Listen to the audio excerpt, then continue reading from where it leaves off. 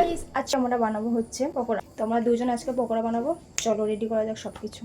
তো আমরা এখানে যা যা মশলা নেওয়া নিয়ে নিয়েছি, বেশি কিছু নিই কারণ আমরা একদম সিম্পল ভাবে বানাবো পকোড়াটা। ঘরে সবসময় যেগুলো থাকে তার মধ্যে থেকে কিছু জিনিস নিয়েছি, যেমন আদা, পেঁয়াজ, রসুন, লঙ্কা। ব্যাস, এবার এটাকে এক চুটকিতে গ্রেট করে নেব।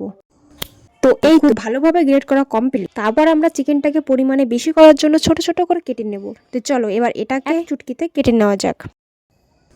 যাই হোক, আমাদের ফার্স্ট পার্ট কমপ্লিট। এবার আমি সেকেন্ড পার্টে চিকেনটাকে ভালোভাবে ম্যারিনেট করে নেব। মশলাগুলো চিকেনের মধ্যে ঢেলে ভালোভাবে মিশিয়ে রেখে দেবো। আমি এবার মেন জিনিসটাই দিতে ভুলে গেছি, এটা ছাড়া সব রান্না একদম অসম্পূর্ণ। যাই হোক, লাস্টে আমি নুন আর একটা ডিম দিয়ে কিছুক্ষণ রেখে দেবো। আর এইদিকে আমি গ্রিন চাটনিটা রেডি করব। আমার না এই টমেটো সস একদম ভালো লাগে, আমি গ্রিন চাটনিটাই বানাবো কারণ এটা আমার খুব ভালো লাগে। যাই হোক, এইদিকে চাটনিটা বানানোর জন্য ধনেপাতা, রসুন, একটু আদা আর একটু লবণ দিয়ে একটু লেবু দিয়ে চাটনিটা রেডি করে নিলাম। আর এদিকে আগে থেকে রেডি করা চিকেনের মধ্যে বেসন দিয়ে মেখে নিয়ে পকোড়াটা রেডি করব। তো এইদিকে ও এক এক করে ভেজে তুলছে আর এইদিকে আমি এক একটা করে খাচ্ছিলাম।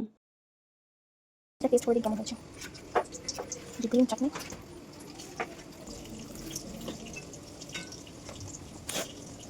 তো ফাইনালি আমাদের পকোড়াটা রেডি। ওই যে বললাম না সস ভালো লাগে না, তাই সসের পরিমাণটা একদম কম নিয়েছি ভিডিওটা করার জন্য। তো যাই হোক, আমরা খেতে থাকি। লাইক কমেন্ট করে দিও যদি ভিডিওটা ভালো লাগে। টাটা।